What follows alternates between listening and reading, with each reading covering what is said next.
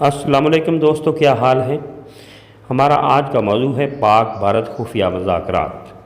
موضوع کی طرف آنے سے پہلے میری ان دوستوں سے ریکویسٹ ہے جو چینل پر نئے آنے والے دوستوں سے میری ریکویسٹ ہے کہ جن لوگوں نے ابھی تک چینل کو سبسکرائب نہیں کیا وہ چینل کو سبسکرائب کر لیں۔ ویڈیو اگر اچھی لگے تو اس کو لائک اور کمنٹ بھی کیا کریں اور کمنٹ باکس میں اپنی رائے کا مذاکرات کی یہ کہانی 5 اگست 2019 کو سٹارٹ ہوئی۔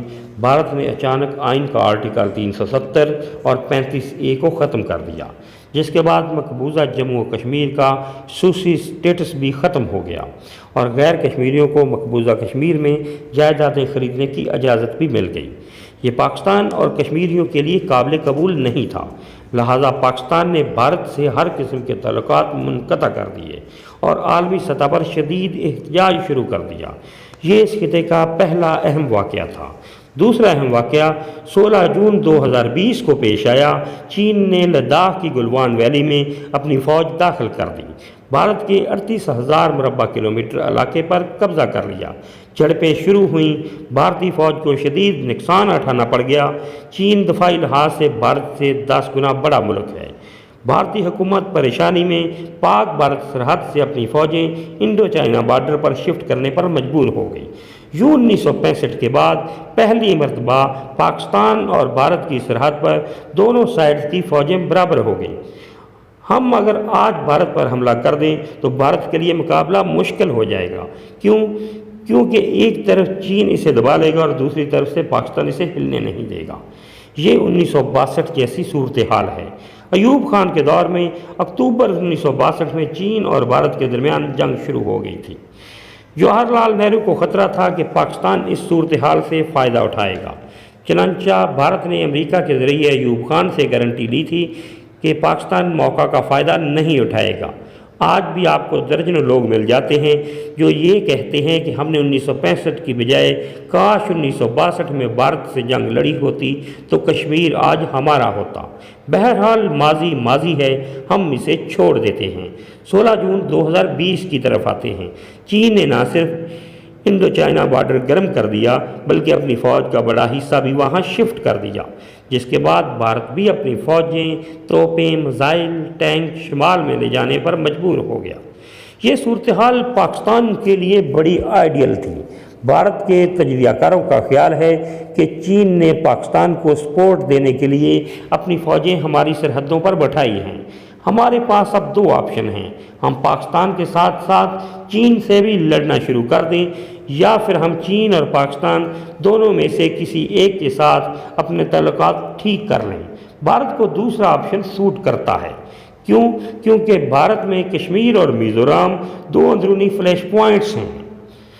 انڈیا کی آدھی فوج وہاں تعینات ہے اور آدھی فوج پاکستانی سرحد پر، اور یہ اب اگر چین سے بھی جنگ چھیڑ لیتا ہے تو یہ معاشی طور پر تباہ ہو جائے گا۔ چنانچہ اس کے پاس ایک ہی آپشن بچتا ہے، یہ چین یا پاکستان یا دونوں سے ڈائیلاگ شروع کر دے۔ چین نے اپنی پوزیشن سے پیچھے ہٹنے سے انکار کر دیا ہے، چنانچہ بھارت کے پاس اب پاکستان کے علاوہ کوئی آپشن ہی نہیں ہے۔ بھارت یہ آپشن لینے کے لیے تیار ہے۔ بھارت کی خفیہ ایجنسی را نے دسمبر 2020 میں پاکستان کی اعلیٰ انٹیلیجنس ایجنسی سے رابطہ کیا اور دونوں ملکوں کے درمیان ڈائیلاگ کی پیشکش کی۔ یہ پیشکش وزیر اعظم جناب عمران خان کے سامنے رکھی گئی۔ یوں وزیر اعظم کی اجازت سے ڈائیلاگ شروع ہو گیا۔ پاکستان کو چین کے صدر شی جن پنگ کی آشیرواد بھی حاصل تھی۔ شی جن پنگ کا مشورہ ہے کہ پاکستان کشمیر پر اپنی حکمت عملی بدل لے، یہ اسے فوجی کی بجائے انسانی حقوق اور اخلاقیات کا ایشو بنا دے، اپنی ساری توانائیاں معاشی بہتری پر لگا دے۔ پاکستان اگر معاشی طاقت بن گیا تو کشمیر خود بخود پاکستان کو مل جائے گا۔ چین کا مشورہ درست ہے، ہمیں واقعی اپنی معیشت پر توجہ دینی چاہیے۔ ہم معاشی طور پر ڈیفالٹ کے قریب ہیں، یہ ہمارے لیے انتہائی خطرناک ہے۔ چنانچہ پاکستان نے بھارتی پیشکش قبول کر لی۔ خفیہ مذاکرات شروع ہو گئے۔ 2 ماہ تک دونوں ایجنسیاں مذاکرات کرتی رہیں۔ دبئی میں ملاقاتیں بھی ہوئیں، پھر بھارت کے national security advisor Ajit Doval بھی مذاکرات میں شامل ہوئے اور 3 فیصلے ہو گئے۔ پہلا فیصلہ، دونوں ملک کسی یورپی ملک یا امریکہ کو مذاکرات میں شامل نہیں کریں گے۔ یہ مذاکرات صرف اور صرف پاکستان اور بھارت کے درمیان ہوں گے اور کوئی تیسرا فریق ان میں شامل نہیں ہوگا۔ دوسرا فیصلہ، بھارت آرٹیکل 35A واپس لے لے گا اور پاکستان 370 کے اخراج کو قبول کر لے گا۔ اور تیسرا فیصلہ، دونوں ملک سیاحت، تجارت، راہداری، سیاچن، سرکریک اور سرحدی مسائل کے حل کے لیے ورکنگ گروپس بنائیں گے۔ یہ گروپس فیصلے کریں گے اور ان فیصلوں پر عمل درآمد شروع ہو جائے گا۔ اور اس بار دونوں ملکوں میں کچھ بھی ہو جائے لیکن یہ گروپس نہیں ٹوٹیں گے اور مذاکرات ہر صورت جاری رہیں گے۔ دونوں ملک کشمیر پر 3 سال بعد مذاکرات شروع کریں گے۔ یہ بھی فیصلہ ہوا کہ بھارت تعلقات کا آغاز کرے گا، پاکستان اس کا مثبت جواب دے گا۔ چنانچہ نریندر مودی نے 23 مارچ 2021 کو عمران خان کو خط لکھ دیا۔ ہمارے وزیر اعظم عمران خان نے 30 مارچ کو مثبت جواب دے دیا اور 18 مارچ کو ہمارے آرمی چیف جناب جنرل قمر جاوید باجوہ نے نیشنل سیکیورٹی ڈائیلاگ کی تقریب سے خطاب کرتے ہوئے کہہ دیا کہ پاکستان اور بھارت ماضی بھلا کر آگے بڑھیں۔ پاکستان نے اگلا قدم اٹھاتے ہوئے 31 مارچ کو بھارت سے تجارت کھولنے کا اعلان بھی کر دیا۔ یہ اعلان قوم کے لیے حیران کن تھا۔ حکومت پر دباؤ آیا، حکومت نے اگلے دن ہی یہ اعلان واپس لے لیا، لیکن اعلان کی واپسی کے باوجود مذاکرات کا سلسلہ جاری رہا۔ اب بھارت کی طرف سے ہاتھ بڑھایا جائے گا۔ پاکستان یہ ہاتھ تھام لے گا، یوں کسی بھی وقت پاکستان اور بھارت کے درمیان مذاکرات شروع ہو جائیں گے۔ میں یہاں یہ بھی بتاتا چلوں، ان مذاکرات کے معاملے میں فوج اور حکومت دونوں 50 سال کے بعد ایک پیج پر ہیں۔ اس سے پہلے ایسا کبھی نہیں ہوا کہ مذاکرات کے وقت فوج اور حکومت میں اس طرح کی ہم آہنگی پائی جاتی ہو۔ Army chief general Qamar Javed Bajwa اپنی ریٹائرمنٹ اور عمران خان اپنی مدت پوری ہونے سے پہلے پاکستان اور بھارت کے تعلقات کو نیا موڑ دینا چاہتے ہیں۔ یہ یورپ کی طرح دونوں ملکوں کی سرحدیں کھولنا چاہتے ہیں۔ یہ خواہش غلط نہیں ہے۔ ہمارے پاس بھارت سے تعلقات ٹھیک کرنے کے سوا کوئی چارہ نہیں۔ لڑائی دنیا کے کسی بھی مسئلے کا حل نہیں ہوتی، مسائل کا حل ڈائیلاگ ہی ہوتا ہے۔ پاکستان اور بھارت نے 73 سال بعد بہرحال یہ حقیقت مان لی ہے۔ ہمیں بھارت کے ساتھ ساتھ اپنے داخلی مسائل بھی حل کرنا ہوں گے۔ میں اپنی معلومات کی بنیاد پر قوم کو چند اہم خبریں دینا چاہتا ہوں۔ پہلی خبر یہ ہے کہ حکومت کو اب اپنا بوجھ خود اٹھانا پڑے گا۔ اسٹیبلشمنٹ اب حکومت کو اندھی سپورٹ نہیں دے گی۔ حکومت اگر چلی جاتی ہے تو یہ چلی جائے، لیکن پارلیمنٹ اور سسٹم نہیں جائے گا، یہ چلتا رہے گا۔ دوسری خبر، حکومت اور اپوزیشن کی پارلیمانی کمیٹی بن رہی ہے۔ کمیٹی میں تمام سیاسی جماعتوں کی نمائندگی ہوگی۔ یہ committee NAB, election reforms, NFC award, 18ویں ترمیم، بلدیاتی اداروں، جوڈیشل اور معاشی ریفارمز کرے گی۔ یہ ریفارمز ہونے کے بعد کوئی گورنمنٹ انہیں چھیڑ نہیں سکے گی۔